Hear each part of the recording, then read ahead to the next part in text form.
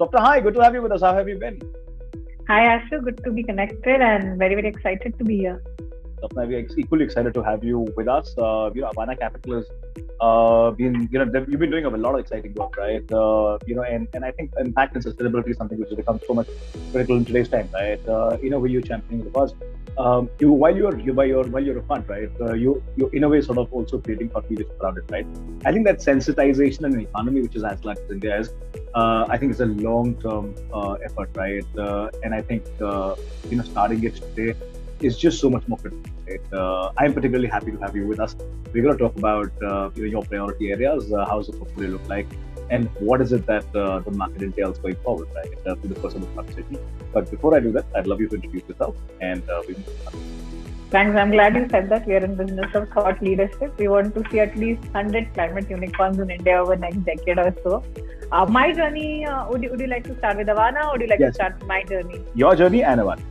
Of course. So my journey, like every other Indian possible in middle class, is engineer MBA by qualification. Right. Passed out in 2009 MBA and then sort of wanted to do investment banking, but the whole world was crashing around us. It was 2009. So did corporate finance for a while, then went to investment banking. Did investment banking for a while. I thought that was my North Star. Right. After a while, you do soul search. I did my soul searching. I realized I could not do this for a living for a long time. And that's when I understood that it was important to be not on the sidelines, but we actually be there scripting stories alongside the founders. Because in investment banking, you're from one transaction to the other. Right. And that's when I moved to the world of venture capital.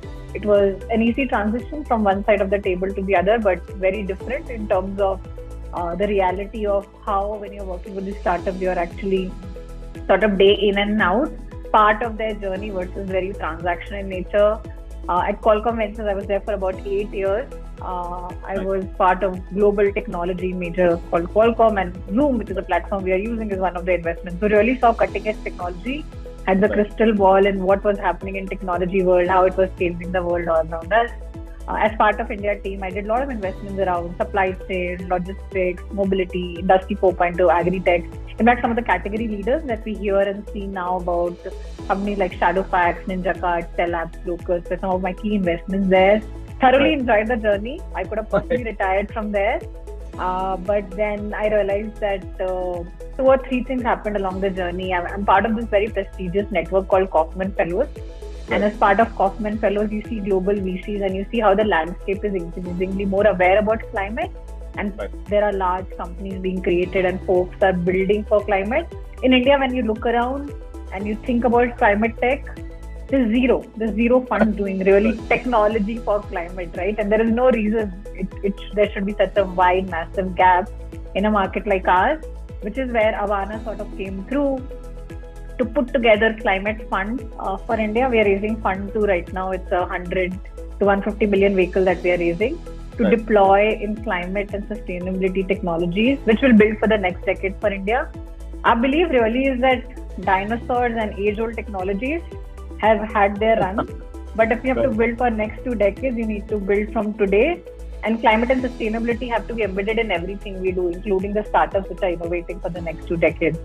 And we'll go more in detail, but that's really, in some ways, our raison d'etre, if you will. No, that's absolutely spectacular, right? And I think my interest is sort of, I think I'm largely going to be an observer in this conversation, right? And possibly learning for me, right? Because, when you look at India, we've just so such a complex market, right? I think we're still solving for a large part of it, right? We're still solving for very basic amenities, right? Climate is a very, very different kind of a priority. And it's an equally important priority, right? Because we have a very large population which is at risk. And we've seen some bits and reflections of that in the last 2.5 years. Right? It's not really kind. But before we start talking about all of these opportunities and some say specific cases, right, and businesses that are, for example, getting built, I'd love to understand a little about Avaana. What does the portfolio look like? What's been Fund 1 for you? If you could throw some light on that, that'd be a great start. So we are climate investors. As climate investors, we invest across 3 key categories, I would say: energy and resource management, supply chain and mobility, and food and consumption. And not only fund one, if you look up our previous track records as a team, I would say we are the best equipped team in the country today to do climate, because our past track records have been around energy, food and consumption, and supply and mobility chain. So we have been practically breathing in these sectors for last 10 to 15 years. So those are the sectors we are investing in. As part of Fund 1, they've invested in quite a few companies in these spaces, including some of them which are starting to become household names, like Alpha Vector. Alpha Vector is this very cool e-bike, the new generation e-bike, which a lot of people are riding now, and that's really solving for near-shoring the supply chain problem, because now with the whole Made in India, they're trying to do as much as possible in India and create world-class e-bikes from India. And this e-bike, let me just clarify, these are cycles that I'm talking about, which are electronically powered and which are electric powered. So we are building those out of India as part of Alpha Vector, and that's very interesting to see the kind of innovation which can happen in a country like ours and also make us move towards a sustainable future, if you will. Similarly, we have invested in this large egg brand company that we are trying to build out of India called Eggo. So it's similar to Amul, milk dairy supply chain, where India is highly fragmented. You are buying eggs which are not branded, you don't know their shelf life, you don't know where they were produced from, there is no traceability at all. So really building a strong traceability in the supply chain, but also ensuring what you're eating is fresh produced, right? What you're eating is good nutritional value. So things like that and many other startups which are innovating to create more sustainable India, I would say. Very interesting. Swapna, I am intrigued right now, right? But I'm gonna go and talk to you about a little about food and consumption. Right now, that's an area which is very close to us, to heart. Now, when you look at and I see this as a challenge, right? In a market like India, right? Which is, and like I said, right, which is massively underserved, right? Now, as you institutionalize many of these practices, right, the practices tend to get expensive, right? For a market which is so underserved, right? I mean, our per capita, for example, is where it is, right? We've continuously, last 2.5 years has not been kind, right? We essentially been as an economy eating of savings, right? Employment, for example, is not necessarily moving at the momentum that it is, right? So while there is this influence and there's this content which is kind of pushing us, this is aspirational element which is coming, right?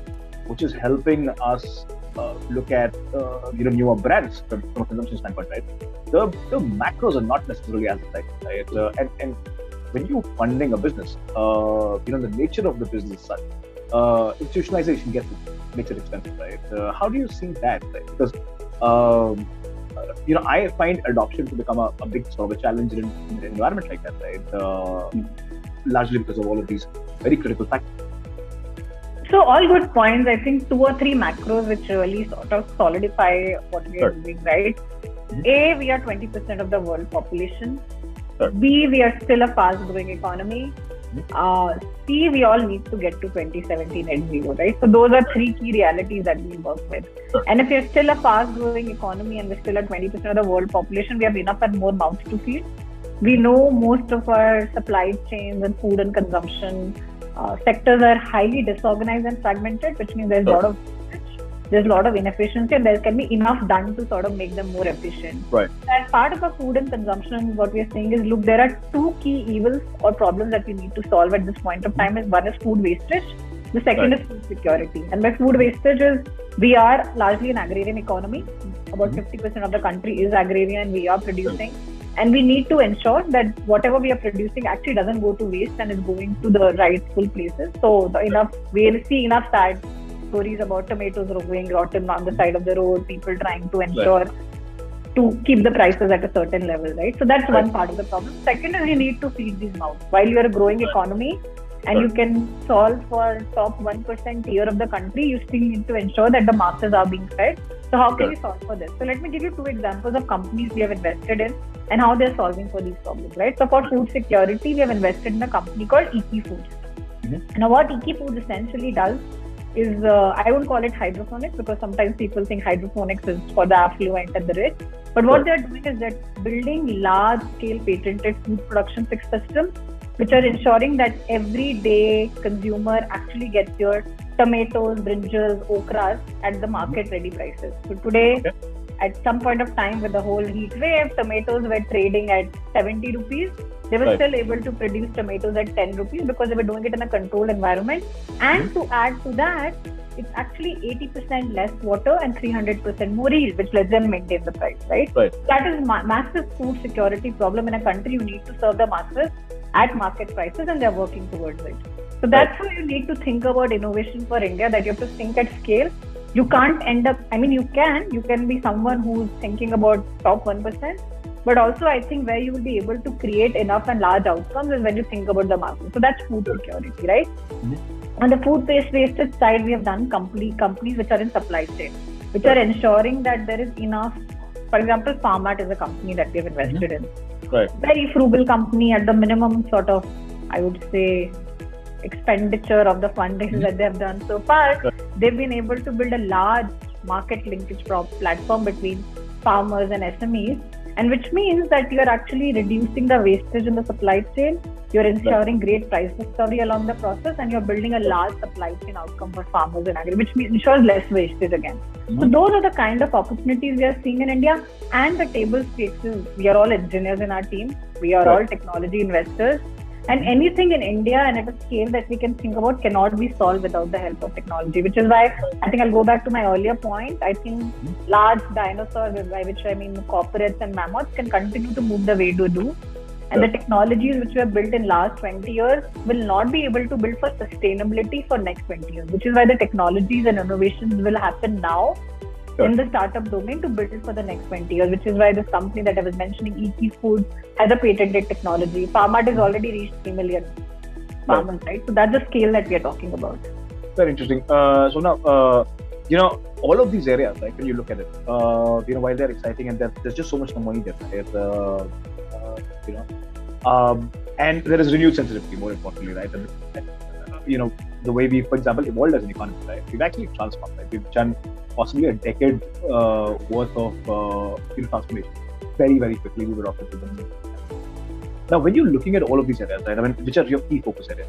We spoke of food, right? But when you're looking at mobility, when you're looking at energy and resource management, which are the key areas that you kind of focus on? Climate change, for example, or climate tech, for example, something which is very, very. Now, these are areas that are. Yeah. Go ahead. Sorry, please go ahead. No, you're saying these are areas? So these are areas which have massive amount of government intervention, right? For example, you kind of quoted the example of tomatoes being sort of thrown away in dumps, right? These are areas which have a certain amount of government intervention, right? So while it could be great, right, and something that we've as a society become sensitive around, right? Adoption of it and percolation of it within the economy is something which could possibly be slightly more frustrating, right? Not necessarily as efficient. As an investor, as a venture investor, right? Your fund has a limited life, right? What's your thesis there in identifying some of these opportunities? Speed, for example, this is not necessarily a classical case, unlike tech environment, right? Where you see very quick adoption, very quick scale. Here, the bureaucracy, decision making, and many other influences, right, play in, makes it complicated. We've looked at agri-tech companies, right, that have been out there, right? Possibly some of them we invested. While they were out there and they were celebrated for the longest time, right? The impact that they've been able to create has been extremely limited, right? Scaling beyond a certain market is not helpful. We'd have to understand how are you maintaining the balance of identifying great companies, right? And is patience something which is just so much more critical in the entire thesis of when you're doing this?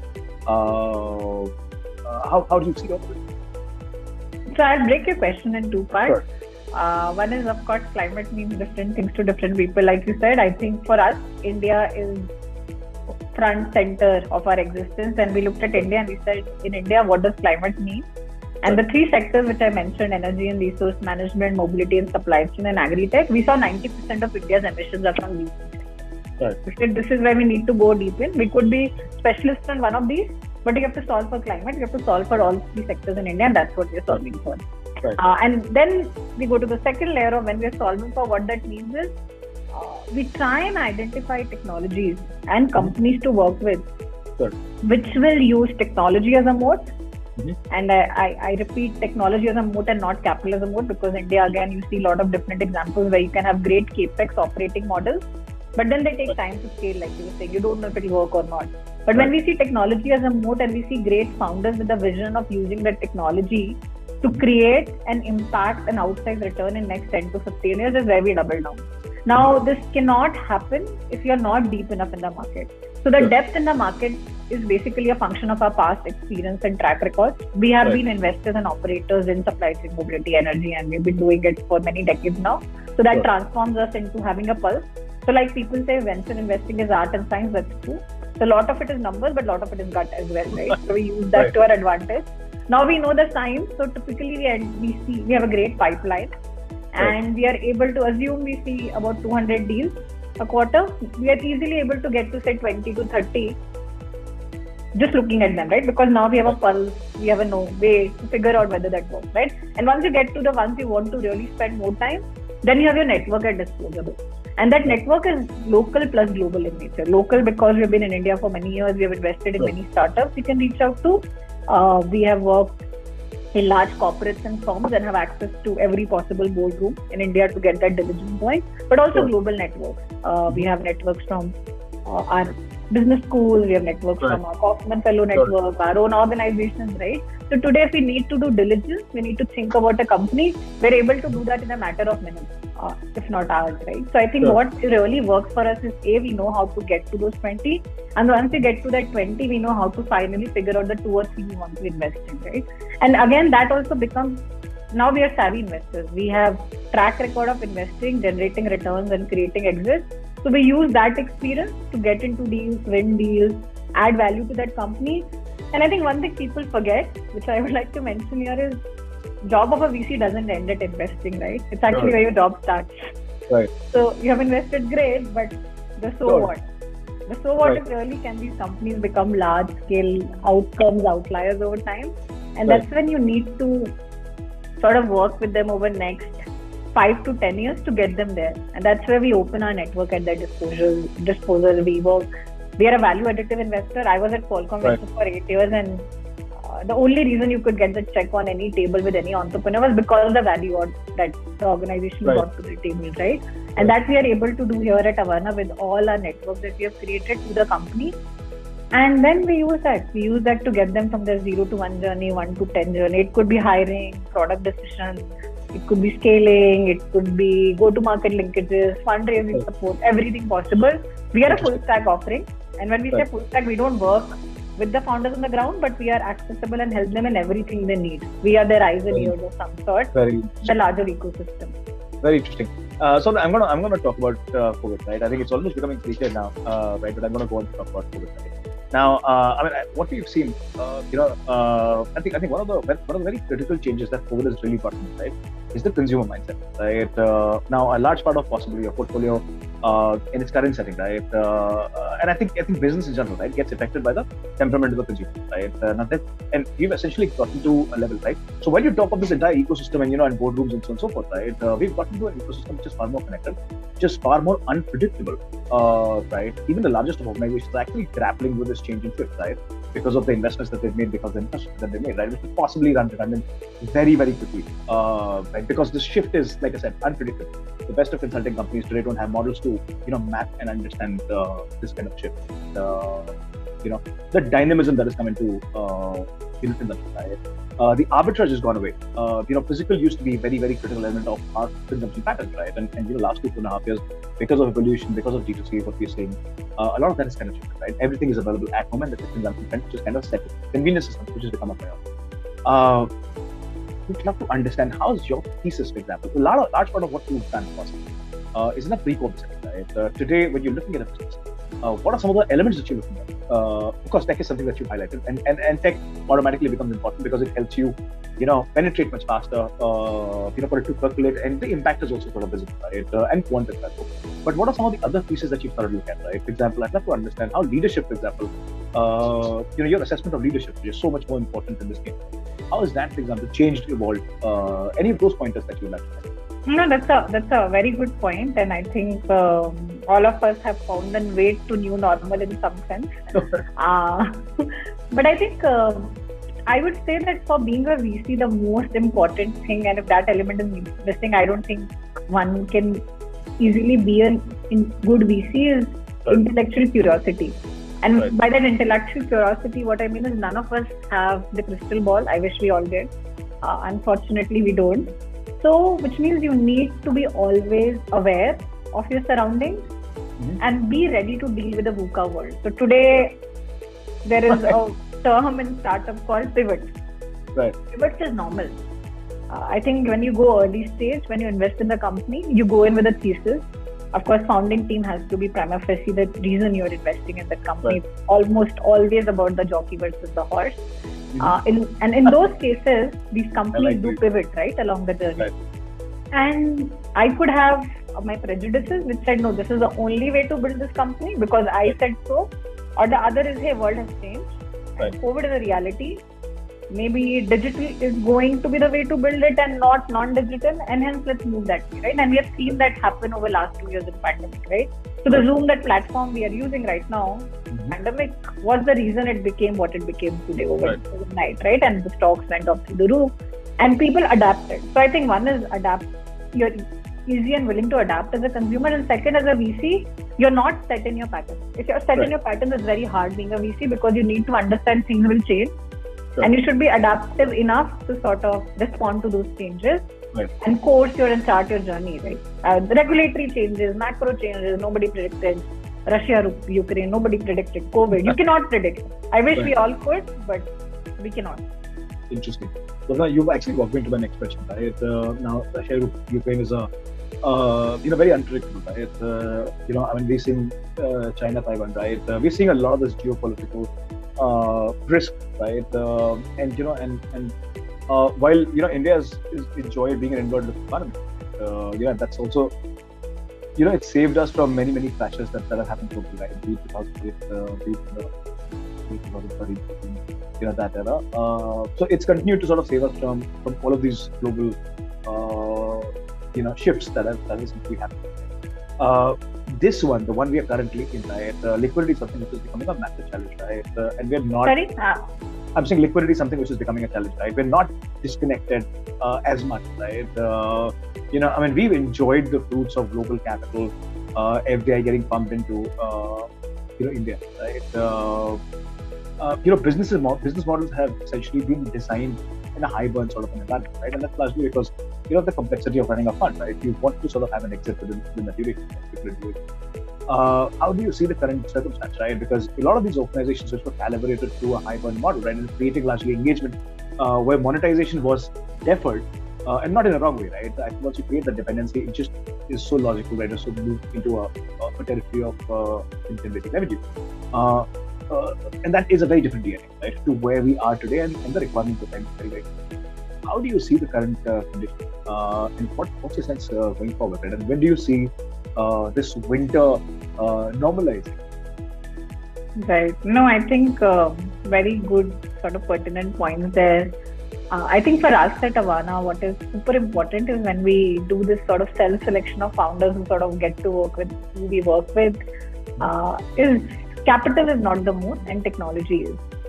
So I think there we do select for founders. I would not say frugal, but people who know how to get the best ROI of the capital that they deploy, right? So these will not tend to be high burn models. But the reality is, for the last 2-3 years, we have seen high burn models and we have seen winter arise. Times will change, but I think what has happened is it's also reset the course for a lot of these startups which are building today. So in my mind, the vintage that we will see today will be one of the better vintages because they know how to survive through these tougher times and use capital for the right reasons. Right. It also resets the whole ecosystem. I think we all can agree that what happened over last 1.5 years was unsustainable, right? Sure. Public market and private market were just not matching each other. They were just not able to sort of speak to each other in terms of what was happening in terms of valuation. I think the general consensus was people were underwriting for 10 years and 15 years later versus not being more sort of financially savvy about it, and that sloppiness has sort of started disappearing. But I also believe, and when we are seeing this conversation happen in our portfolio and follow-on fundraisers, good companies, resilient companies, large-scale business models will see capital, and will see capital at the right price point. So liquidity, I don't think is a challenge. Liquidity is a challenge when you are not building carefully, but liquidity is not a challenge when you're building good resilient companies. Right. Interesting observation. So now, emerging areas, right? What are some of the, of course, we know the territory that you're playing in, but what are some of the opportunities that you're looking at? I mean, if you can, would love to hear some micro views. So I'm going to use this as a pitch to tell all the founders that this is a time to build for great scope 3 platforms. It's a time to build for more industry 4.0 in how to make smarter buildings, how to make smarter materials for buildings, how to get more precision agriculture technologies out there, how to have better input sources in agriculture, how to have better mechanism to measure agricultural outputs, how to ensure there is more efficiency in the supply chain, be it by using AI, be it by getting it more electric, be it by getting an industry 4.0 element in it, right? If you're building for, say, energy and resource management, think land, water, soil. You have to think about the next 20 years. You have to think about climate data platform. Data is the king, and if you have the right data, how can you build large-scale companies on that, right? So I would say, while the fact is, which we may not like to acknowledge, is climate is the next big problem statement. We need to solve for it, all of us together. But it also makes it a big opportunity, because what you build for today will actually create resilient companies over the next 20 years, right? So I would actually encourage every entrepreneur, every smart entrepreneur to think about that. Instead of building the next Flipkart or Amazon, how can they think about building the next big opportunity in climate tech for creating the next 20 years of company? Very interesting, Swapna. I have many more questions, right? Because this is almost a never-ending topic, right? And a very intellectually satiating and satisfying topic, right? That's largely because you have many mouths to feed, but simultaneously there is a certain element of responsibility that has to sort of be reached, right? And I think the part, it's like what we say internally, right? There are three key things about India. There is people, right? There is profit, and there is purpose. There is no way you can ignore any of them. So our purpose is to ensure that we are ready for climate change. There are people, so we can't say tomorrow we switch off our coal. Right. And there is profit. You need to make money. You cannot build anything of meaningful scale if you don't create profits in the process, right? So those three have to be triads as you build for climate. That's the most difficult trifecta in the space that you're operating in, right? Because either a large part of that is going to fall into the services revenue bucket, right? Or if you talk about the supply chain or logistics, right? It gets commoditized very quickly, right? The abnormal profit zone classically is just so much more limited.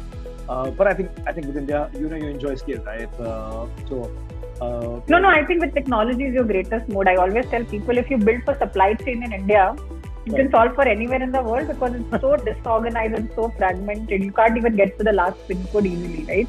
Right. If you build for India, the technologies are, and we're seeing that companies building for India are getting adopted across the world, because you're building for a country of our size and our diaspora, which is very differentiated. Interesting. So for my last question, in this conversation, right, and hopefully we're going to have another one much faster. My last question, right, founder of today, right, in a market which is, almost ruthless and massively connected, right, and so transparent. While it could be a great hunting ground, it's also very difficult, right? Expectations are, very difficult to. For any startup, right? For that to sort of survive, agility is something which is absolutely important, right? What are the traits that, for example, founders should work on, right, in a market which is, as like I said, as interesting in that way? What would be your input to founders, right? What is a muscle that they could possibly create, which could help them sustain and survive this one for that? Honestly, we are learning from our entrepreneurs every day, and I'm seeing the quality of entrepreneurs is more discerning than ever, right? But I think few things which every entrepreneur should think about, and one is, of course, select the kind of investors they want on their cap table, and should look at everything and not capital alone. I think it's very important. It's like a marriage. You need to select your investors, choose wisely, as they say. The second is not use capital as your mode, because capital, as we have seen, can last for only a short time, and then you can see a winter. The third real piece is be ready to deal with ambiguity, because I think we are all set in our patterns. We typically don't want to deal with ambiguity, but the world is changing every day, and this world is much more, I would say, dynamic than ever before. So founders who are set in their patterns and not malleable find it harder to sustain in this environment. Interesting. So ambiguity would have made a very, very interesting question in this conversation, right? But I'm gonna save that for the next one, right? Typically, when you're investing, and you are an investor, you want as much clarity, right? You don't want an investment to get picked out by uncertainty and a policy, for example, right? And that's the biggest of all challenges in a market which is as large, right? Because our heterogeneity is possibly, like you said, right? The complexity that we deal with, I think, is just so much more deeper and so much more difficult, right? But this was an absolutely phenomenal conversation. I'm going to save some of this for our next conversation. Just like I said, right? Hopefully soon. This was amazing, right? And I think going forward, these are areas which are very, very critical. I think to find that balance, right? Like the point you highlighted, right? I think it's going to be very interesting to watch out for the companies that you invest in, because I think from a founder standpoint, it's a very difficult one to get, right? It was a pleasure to have you, Swapna. Look forward to having you with us much more. Thank you so much for doing it. Thanks, Ashu. Thanks for having me here.